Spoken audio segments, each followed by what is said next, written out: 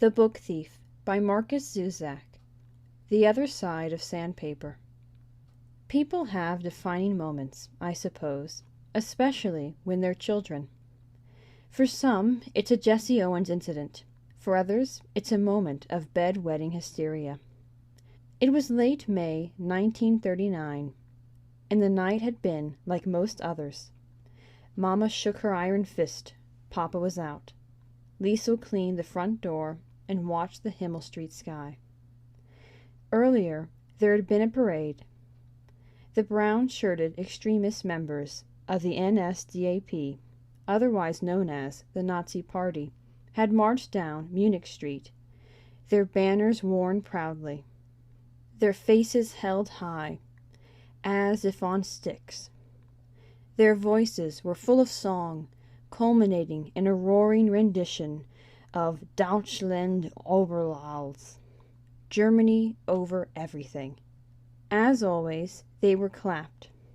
They were spurred on as they walked to who knows where.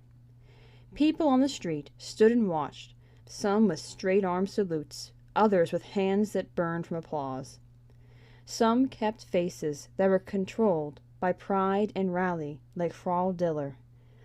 And then there were the scatterings of odd men out, like Alex Steiner, who stood like a human-shaped block of wood, clapping slow and dutiful, and beautiful submission. On the footpath, Liesl stood with her papa and Rudy. Hans Huberman wore a face with the shades pulled down. Some crunched numbers. In 1933, 90% of Germans showed unflinching support for Adolf Hitler. That leaves 10% who didn't. Hans Huberman belonged to that 10%. There was a reason for that. In the night, Liesl dreamed like she always did. At first, she saw the brown shirts marching, but soon enough they led her to a train, and the usual discovery awaited. Her brother was staring again. When she woke up screaming, Liesl knew immediately that on this occasion something had changed. A smell leaked out from under the sheets, warm and sickly. At first she tried convincing herself that nothing had happened, but as Papa came close and held her, she cried and admitted the fact in his ear. "Papa," she whispered, "Papa," and that was all. He could probably smell it. He lifted her gently from the bed and carried her into the washroom. The moment came a few minutes later. "We take the sheets off," Papa said, and when he reached under and pulled at the fabric, something loosened and landed with a thud. A black book with silver writing on it came hurtling out and landed on the floor, between the tall man's feet. He looked down at it. He looked at the girl, who timidly shrugged. Then he read the title, with concentration, aloud. The Grave Digger's Handbook. So that's what it's called, Liesl thought. A patch of silence stood among them now. The man, the girl, the book. He picked it up and spoke soft as cotton. A 2 a.m. conversation. "Is this yours?" "Yes, Papa." "Do you want to read it?" Again. "Yes, Papa." A tired smile. Metallic eyes melting. "Well, we'd better read it then." 4 years later, when she came to write in the basement, two thoughts struck Liesl about the trauma of wetting the bed. First, she felt extremely lucky that it was Papa who discovered the book. Fortunately, when the sheets had been washed previously, Rosa had made Liesl strip the bed and make it up. And be quick about it, Samich. Does it look like we've got all day?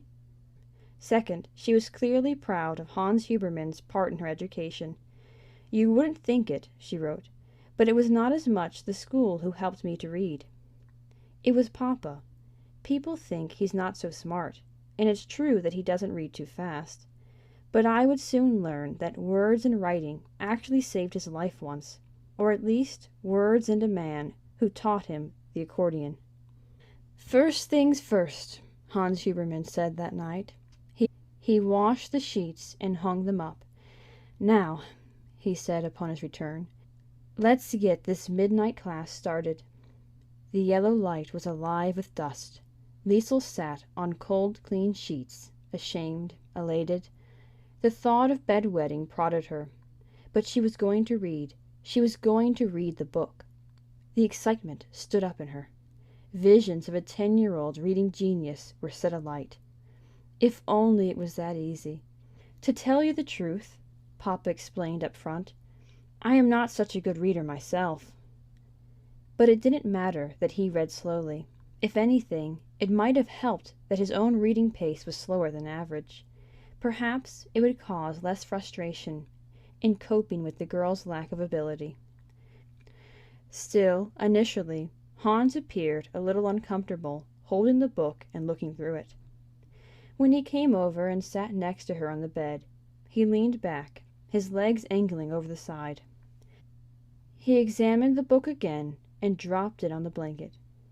Now, what would a nice girl like you want to read such a thing? Again, Liesel shrugged. Had the apprentice been reading the complete works of Goethe or any other such luminary? She attempted to explain. When it was sitting in the snow and...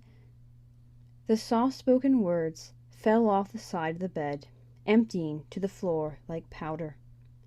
Papa knew what to say, though. He always knew what to say. He ran a hand through his sleepy hair and said, Well, promise me one thing, Liesel. If I die any time soon, you make sure they bury me right. She nodded with great sincerity.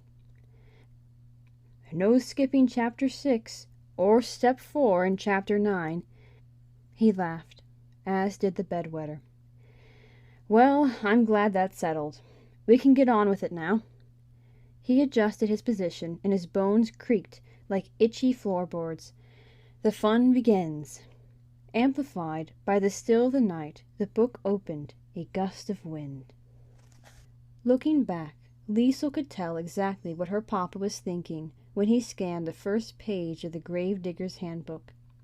As he realized the difficulty of the text, he was clearly aware that such a book was hardly ideal. There were words in there that he'd have trouble with himself, not to mention the morbidity of the subject. As for the girl, there was a sudden desire to read it that she didn't even attempt to understand. On some level, perhaps, she wanted to make sure her brother was buried right. Whatever the reason, her hunger to read that book was as intense as any 10-year-old human could experience. Chapter 1 was called The First Step, Choosing the Right Equipment. In a short introductory passage, it outlined the kind of material to be covered in the following 20 pages. Types of shovels, picks, gloves, and so forth were itemized, as well as the vital need to properly maintain them. This grave digging was serious. As Papa flicked through it, he could surely feel Liesel's eyes on him. They reached over and gripped him, waiting for something, anything to slip from his lips. Here, he shifted again and handed her the book. Look at this page and tell me how many words you can read. She looked at it and lied. About half. Read some for me. But of course she couldn't.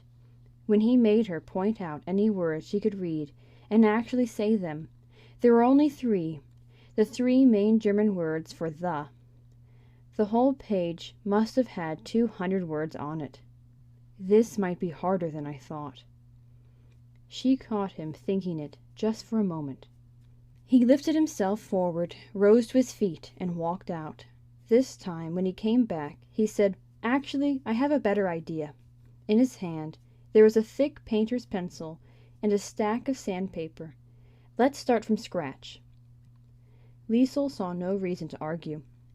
In the left corner of an upturned piece of sandpaper, he drew a square of perhaps an inch and showed a capital A inside it. In the other corner, he placed a lowercase one.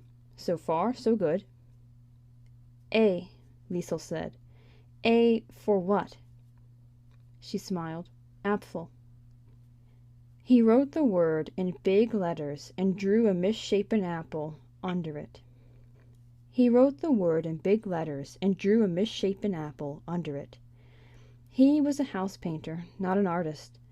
When it was complete, he looked over and said, "Now for B." As they progressed through the alphabet, Liesel's eyes grew larger.